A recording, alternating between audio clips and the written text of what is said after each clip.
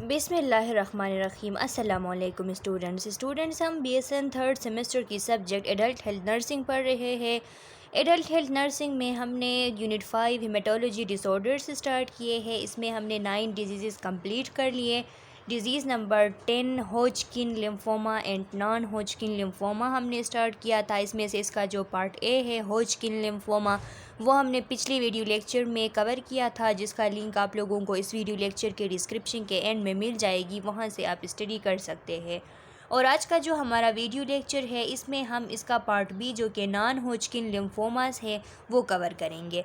Students, मैंने पिछले video lecture में आप लोगों को बता दिया था कि होजकिन और नॉन होजकिन इसको कहने का मकसद ये है कि होजकिन उस एक डॉक्टर था, थॉमस होजकिन उसका नाम था। उन्होंने ये डिस्कवर किया था, तो डिस्कवर करने के बाद उसने ये नाम रखा।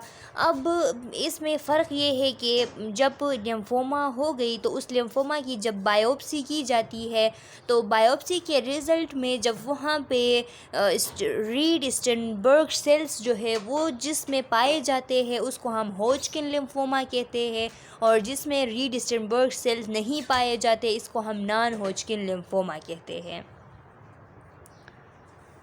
लिखा है non Hodgkin lymphomas are group of malignancies of lymphoid tissue arising T cell or B lymphocyte or their precursors. अब ये जो नॉन होजकिन लिम्फोमा है ये एक मेलिग्नेंसी होती है, ग्रुप ऑफ मेलिग्नेंसीज होती है लिम्फोइड टिश्यू में या टी सेल्स में, टी लिम्फोसाइड्स जो है उनमें, या जो बी लिम्फोसाइड्स होती है उनमें, या इनके जो प्रिकर्सर्स होते हैं जहाँ से टी लिम्फोसाइड और बी लिम्फोसाइड्स बनते हैं वहाँ की कैंसर्स हो सकती है।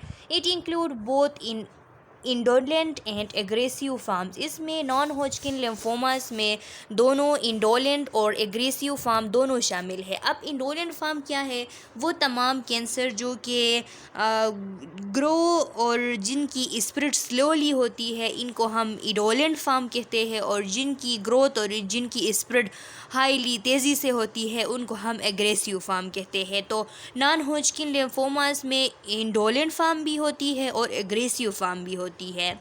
In the United States, B-cell lymphomas represent about 80% of all cases. अब यूनाइटेड स्टेट में देखा गया है कि बी सेल लिम्फोमास जो है 80% ऑफ केसेस में बी सेल लिम्फोमा पाए जाते हैं। Types of non Hodgkin lymphomas include, अब ये जो नॉन होजकिन लिम्फोमा है इसके कुछ टाइप्स है जिनमें क्रोनिक लिम्फोसाइटिक ल्यूकीमिया है, और स्मॉल लिम्फोसाइटिक लिम्फोमा है, फोलिकुलर लिम्फोमा है, प्राइमरी बी सेल लिम्फोमा है। ये सारे जितने भी कैंसर्स है ये टाइप है नॉन होजकिन लिम्फोमास के। Pathophysiology and etiology associated with defective और अल्टर्ड इम्यून सिस्टम। अब इसकी पैथोफिजियोलॉजी और इटियोलॉजी को अगर हम देखें तो ये तब होता है जब इम्यून सिस्टम में कोई अल्टरेशन आ जाए, इसमें कोई डिफेक्ट आ जाए। Higher incidence in patient having immunosuppression for organ transplant, किसी ऐसे पेशेंट जिनमें ऑर्गन ट्रांसप्लांट हुई हो और इम्यूनो सप्रेशन उसको दी गई हो, यानी उसका इम्यून सिस्टम बिल्कुल अभी वीक है, तो वो उसको जो है ये इसकी वजह है कि उसको नॉन होजकिन लिम्फोमास हो सकती है। इन HIV पॉजिटिव पीपल्स, जो लोग जिनको HIV है उनमें ये एक वजह है, HIV इम्यून सिस्टम को कमज़ोर कर देती है जिसकी वजह से नॉन होजकिन लिम्फोमा भी हो सकती है। And in people with some viruses, और कुछ और वायरसेस ऐसे होते हैं जिनमें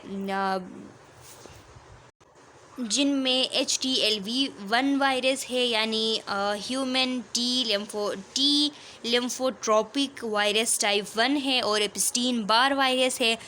इनकी इन्फेक्शन अगर किसी पेशेंट में हो जाए और तो वो प्रोन होते हैं नॉन होजकिन लिम्फोमास को, उनको नॉन होजकिन लिम्फोमास भी हो सकती है। इसके अलावा other risk factor include family history, male gender, family history जो है फैमिली में ये रन कर सकते हैं। मेल जेंडर ये मेल में कॉमन होती है, ये एक स्टेटिस्टिक वैल्यू है, इसकी कोई रीज़न अभी तक अननोन है। और इसकी ये ऑटो इम्यून डिजीज़ जैसा कि रिहेमेटॉइड अर्थराइटिस है, history of Helicobacter pylori gastritis है, यानी H पाइलोरी की वजह से गेस्ट्राइटिस है, या होजकिन लिम्फोमा, ये जितने भी कंडीशन जिन पेशेंट्स को है वो इस रिस्क पे है कि उनको नॉन होजकिन लिम्फोमा भी हो सकती है। History of radiation therapy, diet high in meat and fat, exposure to certain pesticides, या ऐसी कोई हिस्ट्री ऑफ रेडिएशन थेरेपी है, रेडिएशन की वजह से भी मुख्तलिफ़ किस्म के कैंसर एराइज होते हैं, उनमें नॉन होजकिन लिम्फोमा भी है। ऐसी डाइट जो कि मीट और फैट में हाई हो, यानी उससे बॉडी वेट जो है वो हाई हो जाती है, जिसकी वजह से बंदा जो है वो प्रोन हो जाता है मुख्तलिफ़ के किस्म के कैंसर्स को, जिनमें नॉन होजकिन लिम्फोमा भी हो सकती है। एक्सपोजर टू सर्टेन पेस्टिसाइड जिनमें कार्सिनोजेंस हो, वो नॉन होजकिन लिम्फोमा काज कर सकती है। arise from malignant transformation of lymphocyte at some stage during development, level of differentiation and type of lymphocyte influence course of illness and prognosis। अब ऐसा भी हो सकता है कि लिखा है arise from malignant transformation of lymphocyte at some stage during development, जो lymphocyte की जो development होती है उसके दौरान कुछ ट्रांसफॉर्मेशन में कुछ मेलिग्नेंसी आ जाए, यानी कुछ जीन में कुछ चेंजेस आ जाए, तो इसकी वजह से ये नॉन होजकिन लिम्फोमा जो है वो एराइज हो सकती है। अब लेवल ऑफ डिफरेंशिएशन और टाइप ऑफ लिम्फोसाइट जो है वो इन्फ्लुएंस करती है इस कोर्स ऑफ इलनेस और प्रोग्नोसिस को, यानी जो बी सेल्स जिनमें इन्वॉल्व होते हैं तो वो उनकी प्रोग्नोसिस भी पुअर होती है और वो इलनेस जो है वो कोर्स भी उसकी ज़्यादा होती है। Incidence rises steadily from age 40, और इसकी जो इंसिडेंस है यानी इसकी जो चांसेस है वो ज़्यादातर जो अबाउ देन 40 ईयर्स है उनमें ज़्यादातर पाया जाता है। क्लिनिकल मैनिफेस्टेशन इसकी क्या हो सकती है? Common symptoms include painless enlargement of lymph node, जिस तरह होजकिन लिम्फोमा में भी यही सिम्टम था कि पेनलेस इन्लार्जमेंट होती है लिम्फ नोड्स की, जनरली यूनिलेटरल होती है। फीवर्स होते हैं, चिल होते हैं, नाइट स्वीट्स आते हैं, वेट लॉस हो जाती है, अनएक्सप्लेन पेन होता है चेस्ट में, एब्डोमेन में और बोन्स में। वेरियस सिम्टम्स होते हैं जिनमें पल्मोनरी इन्वॉल्वमेंट होता है, सुपीरियर वेना केवा ऑब्स्ट्रक्शन होती है, हेपेटिक या बोन की इन्वॉल्वमेंट होती है। Hepatitis B test is recommended due to risk of reactivation. जिन लोगों को हेपेटाइटिस बी होता है तो उनमें ये रीएक्टिव होने के चांसेस होते हैं, इस वजह से हेपेटाइटिस बी की टेस्ट जो है वो ज़रूरी होती है, रिकमेंड की जाती है। Lumbar puncture to detect central nervous system involvement, lumbar puncture किया जाता है ताकि जो सेंट्रल नर्वस सिस्टम है उसकी इन्वॉल्वमेंट को देखा जाए कि सेंट्रल नर्वस सिस्टम तो कहीं इन्वॉल्व नहीं हुआ है। सर्जिकल स्टेजिंग, इसमें जो है सर्जिकल स्टेजिंग भी होती है, यानी स्प्लीनेक्टोमी की जाती है, स्प्लीन को रिमूव किया जाता है अगर स्प्लीनोमेगेली हो गया है। लेप्रोटोमी की जाती है। इसके अलावा लीवर बायोप्सी की जाती है, मल्टीपल लिम्फ नोड्स की बायोप्सी की जाती है और पता लगाया जाता है कि उनमें ये कितने लिम्फ नोड्स जो है वो इन्वॉल्व हो गए हैं और कितने नहीं। अब डायग्नोस्टिक इवैल्यूएशन है, किस तरीके से डायग्नोसिस की जाती है? तो लिखा है इंसिजनल और excisional lymph node biopsy to detect type. इसमें इंसिजनल या इंसिजनल यानी जो एक छोटा सा हिस्सा जो है किसी लिम्फ नोड का उठाया जाए और उसे अगर बायोप्सी की जाए तो इसको इंसिजनल बायोप्सी कहते हैं, और एक्ससीजनल यानी लिम्फ नोड को फुली जो है वो रिमूव किया जाए और उसकी बायोप्सी की जाए तो उसे एक्ससीजनल लिम्फ नोड बायोप्सी कहते हैं। सीबीसी की जाती है, बोन मेरो एस्पायरेशन टेस्ट की जाती है और बायोप्सी की जाती है कि बोन मेरो जो है वो इन्वॉल्व है या नहीं, कि इसमें बोन मेरो तक जो है बात पहुंची है या नहीं, इसको देखा जाता है। इसके अलावा चेस्ट की सिटी स्कैन की जाती है, एब्डोमेन और पेल्विक जो है उनको भी देखा जाता है सिटी स्कैन के थ्रू कि कहीं वो इन्वॉल्व तो नहीं है। लीवर फंक्शन टेस्ट किया जाता है, लीवर स्कैन किया जाता है कि लीवर इन्वॉल्व हुआ है नहीं, ताकि उसको डिटेक्ट किया जाए। मैनेजमेंट किस तरीके से करते हैं? The NCCN guideline for non Hodgkin lymphomas describe a variety of regimens. अब ये जो NCCN वाले हैं यानी नेशनल कम्प्रिहेंसिव कैंसर नेटवर्क वाले हैं, इनकी गाइडलाइन के मुताबिक लिम्फोमास जो है उनके लिए वेराइटी ऑफ रिजिमेंट्स यूज़ होते हैं, जिनमें रेडिएशन थेरेपी है, रेडिएशन थेरेपी से इनको ट्रीट किया जाता है, कीमोथेरेपी से ट्रीट किया जाता है, रेडियो इम्यून थेरेपी किया जाता है, यानी इम्यून सिस्टम जो है उसको इम्यूनोथेरेपी करके इम्यून सिस्टम को बूस्ट अप किया जाता है ताकि वो कैंसर सेल्स को डिटेक्ट कर सके और उनको एरेडिकेट कर सके। मोनोक्लोनल एंटीबॉडी किया जाता है, यानी इसमें ऐसा करते हैं कि एक ऑर्गेनिज़म लेते हैं और उसमें उसके जो बी सेल्स है उसके साथ इंजीनियरिंग के थ्रू उसको इस तरीके से बनाया जाता है कि वो एक स्पेसिफ़िक चीज़ के लिए, एक स्पेसिफ़िक एंटीजन के लिए वो बहुत सारे एंटीबॉडीज़ जो है वो पैदा कर देता है। फिर वो एंटीबॉडीज़ जो है वो वहाँ से एक्सट्रैक्ट किए जाते हैं और एज ए मेडिसिन जो है वो पेशेंट को इन्फ्यूज़ किए जाते हैं, जिनके थ्रू ये जो कैंसर सेल्स है वो एंटीबॉडीज़ उनको डिटेक्ट करके उनको एरेडिकेट कर देते हैं।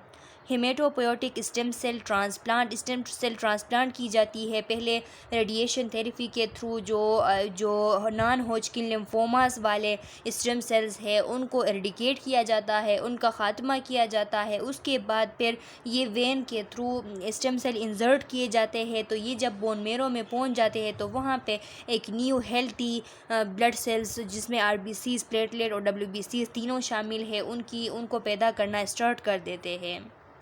कॉम्प्लिकेशन इसकी क्या हो सकती है? Variety of complication arise from radiation therapy and chemotherapy. ये आप लोगों को मालूम है कि कीमोथेरेपी और रेडिएशन थेरेपी की जाती है और इसकी वजह से मुख्तलिफ़ किस्म के कॉम्प्लिकेशन जो है वो अराइज हो सकते हैं। Due to disease depend on location and extent of malignancy but may include splenomegaly, hepatomegaly, thrombo embolic complication, spinal cord compression. इसके अलावा यहाँ पे उसके जो मेलिग्नेंसी की एक्सटेंट है और उसकी लोकेशन है उस पर डिपेंड करती है, लेकिन कॉमनली स्प्लीनोमेगेली और हेपेटोमेगेली होता है। इसके साथ साथ थ्रोम्बो एम्बोलिक कॉम्प्लिकेशन होते हैं, यानी एम्बोलिज़म हो जाती है और स्पाइनल कॉर्ड जो है उसकी कंप्रेशन हो जाती है। तो ये कुछ जब सेंट्रल नर्वस सिस्टम इन्वॉल्व होता है तो इसकी कॉम्प्लिकेशन ये होती है कि स्पाइनल कॉर्ड कंप्रेशन हो जाती है।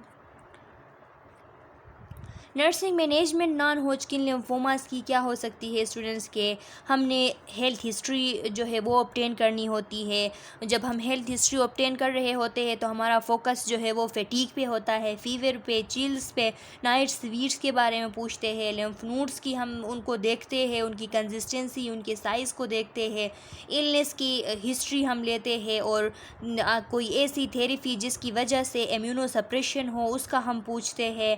स्प्लीनोमेगेली को हम एवेलुएट करते हैं, हिपेटोमेगेली को एवेलुएट करते हैं और लिम्फोडेनोपैथी को एवेलुएट करते हैं कि लिम्फ नोड की साइज़, उनकी कंसिस्टेंसी में कोई एबनॉर्मेलिटीज़ आए हैं या नहीं।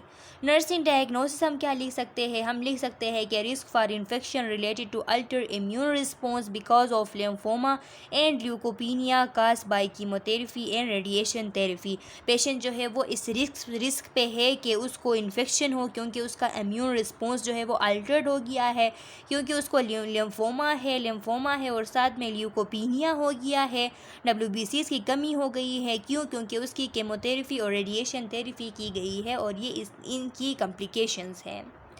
नर्सिंग इंटरवेंशन हम क्या कर सकते हैं? इन्फेक्शन को मिनिमाइज़ करने के लिए हम पेशेंट को केयर प्रोवाइड कर सकते हैं, उसको स्ट्रिक्ट हैंड वाशिंग जो है उसके बारे में बताएंगे। जो इन्वेसिव प्रोसीजर्स है जैसा यूरिनरी कैथेराइजेशन है वो हम अवॉइड करेंगे अगर पॉसिबल हो।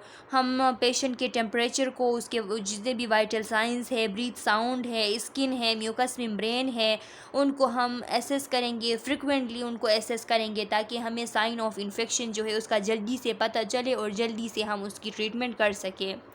इसके अलावा हम नोटिफाई करेंगे कि टेम्परेचर जो है 101 डिग्री फ़ारेनहाइट से अबाव ना जाए। इसके लिए हम देखेंगे, क्योंकि अगर इस तरह हुआ तो हम पता चल जाएगा कि फ़ीवर पेशेंट को हुआ है यानी कोई इन्फेक्शन हुई है। और इसके अलावा हम कल्चर लेंगे, अगर कोई इन्फेक्टेड साइट है या कोई बॉडी फ्लूइड है उससे कल्चर हम लेंगे और पता लगाएंगे कि कौन सा ऑर्गेनिज़म है जो कि बॉडी में इंटर हुआ है। अगर उसका पता चले तो उसके लिए स्पेसिफिक ड्रग्स प्रोवाइड करेंगे ताकि इन्फेक्शन को ख़त्म कर सके। पेशेंट एजुकेशन हम देंगे, हेल्थ को मेंटेन करने की कोशिश करेंगे, पेशेंट को इन्फेक्शन प्रिकॉशंस बताएंगे, पेशेंट को इनकरेज करेंगे कि वो सीबीसी जो है वो मॉनिटर करने के लिए उसको जाना होगा। फॉलोअप जितने भी उसको फॉलोअप बताए गए हैं फिजिशियन की तरफ से वो उसने पूरे करने हैं, ये हम पेशेंट को टीच करेंगे। और पेशेंट को और उसके फैमिली को हम जो कम्युनिटी में रिसोर्सेज है वो प्रोवाइड करेंगे, उनको बताएंगे, जैसा कि ल्यूकीमिया और लिम्फोमा सोसाइटी है और अमेरिकन कैंसर सोसाइटी है, जो कि मुख्तलिफ़ किस्म के मेजरमेंट करते हैं इन पेशेंट्स के लिए। उनका हम बताएंगे। अगर कम्युनिटी में वो रिसोर्सेज अवेलेबल हो तो हमारी ज़िम्मेदारी बनती है कि हम पेशेंट को उन चीज़ों के बारे में समझाएं। इवैल्यूएशन हम किस तरीके से करेंगे? हम ये इवैल्यूएशन करेंगे कि हमारा पेशेंट जो है वो एफेब्राइल रहे, यानी उसको बुखार ना हो और उसको कोई इन्फेक्शन के साइन सिम्टम्स ना हो। ये हमारी इवैल्यूएशन में आती है। ये इसके रेफरेंस है students Lippincott manual of medical surgical nursing 10th edition. अगर आपने नॉन हॉजकिन लिम्फोमा डिटेल से स्टडी करनी है तो आप यहाँ से स्टडी कर सकते हैं। ये नॉन हॉजकिन लिम्फोमा था। डिज़ीज़ नंबर 10 कंप्लीट हो चुका। नेक्स्ट वीडियो लेक्चर हमारा डिज़ीज़ नंबर 11, जो कि इस यूनिट नंबर 5 का लास्ट डिज़ीज़ है, उस पे होगा। अगर इसमें आप लोगों का कोई क्वेश्चन है, किसी एरिया पे समझ नहीं आई है, तो कमेंट सेक्शन में अपना क्वेश्चन डाल सकते हैं। मैं नेक्स्ट वीडियो लेक्चर में आप लोगों के क्वेश्चन का आंसर करूँगी। तब तक के लिए अल्लाह हाफिज़।